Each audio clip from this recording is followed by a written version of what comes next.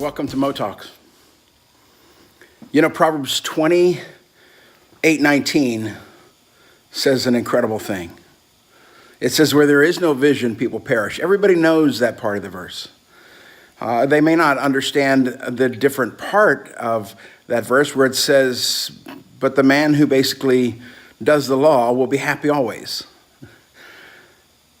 In another version, New American Standard, it says, where there is no vision or revelation, people throw off or cast off the restraint.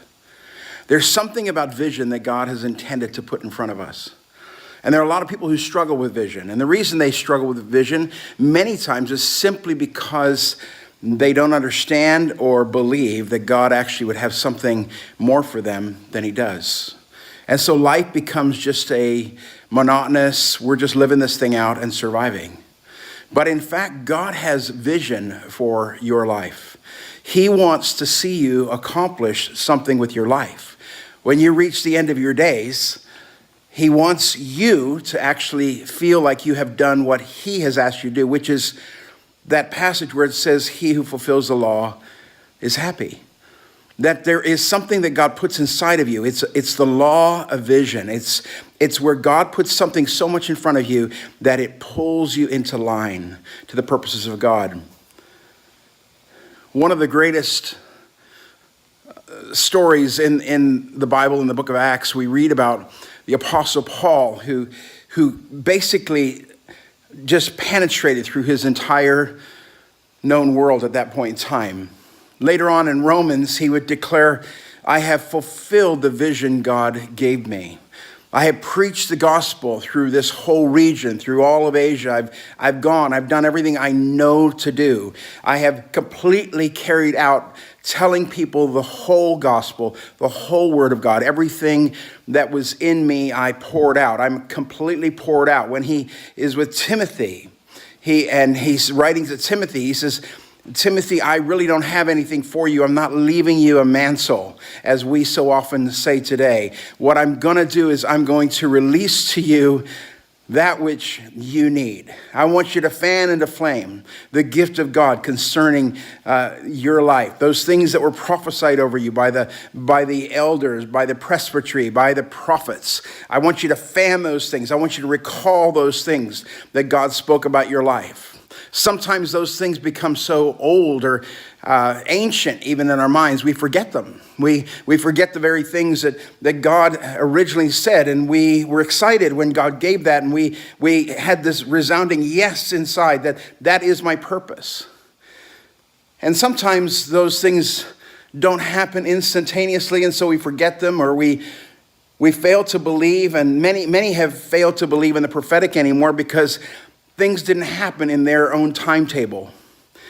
But where there is no vision, people will cast off restraint. They will start running amok. They will start running after things that don't really matter. They will be pulled off track. It's often when people don't have vision that they end up in sin and in error because they don't have this thing that's constraining them to the purpose of the upward high calling of Christ in their life. I've been very aware of the fact that there are many people who struggle with vision, and so they have good ideas.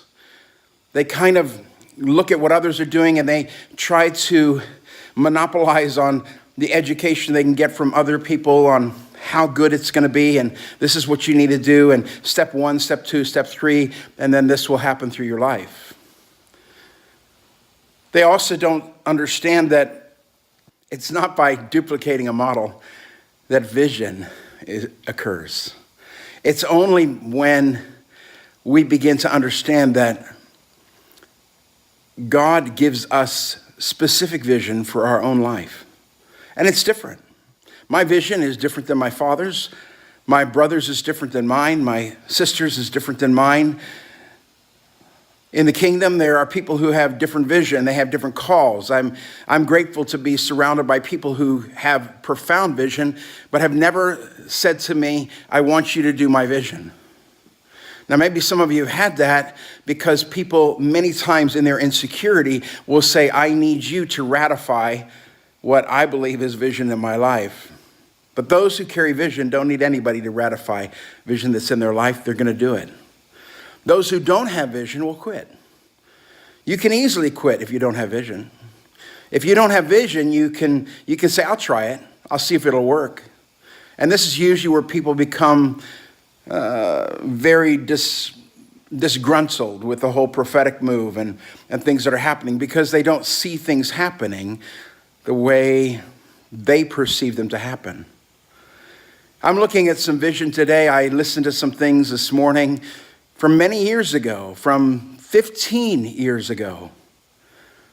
And this morning, the Lord spoke to me very clearly. He said, this is going to happen now. And I began realizing how exciting this is, that even though God gave it to me 15 years ago, and I had hoped it would happen 15 years ago, that now he's saying it's going to begin happening now, Danny. That now there's this aspect of the vision that I've called you to that is going to begin functioning. I remember when we moved here in 2012, that as soon as I sent off the notice that would shut the door where I was, I heard the voice of God say, and now to what I've called you. All those years I'd pastored, I'd planted, I'd done evangelism, I'd done all kinds of things for many years, thinking I was doing the effective ministry that God had on my life. And yet here I am, all these years later, and he says, and now to what I've called you. That began an incredible journey as I stepped into this new season of my life, as God said, now to the vision, now to the vision, now to the vision. I want to put before you today the vision of the upward call of Jesus. I want you to begin dwelling on those things that he has called you to and for, and begin not hoping for those things tomorrow, or 5 years from now, or 10 years from now. I want you to begin implementing, focusing in on what is required in your life today to accomplish and fulfill that vision, like the Apostle Paul did. Paul finished his vision. At the end of his life, he says, Tim, I got nothing left, man. I'm already a poured out drink offering. I've already been poured completely out. I've expended everything. I poured everything into you. I poured everything into everybody else. There's nothing left except for a crown. My prayer for you today is that today you work for that crown. That you go find that crown that comes through accomplishing and fulfilling the vision that God has placed all over your life. You're the only one in the earth who can do it. I can't do your vision. You can't do mine. But you have been created for such a time as this. You have been released to the earth for such a time as this. Go, go. You have an awesome day today.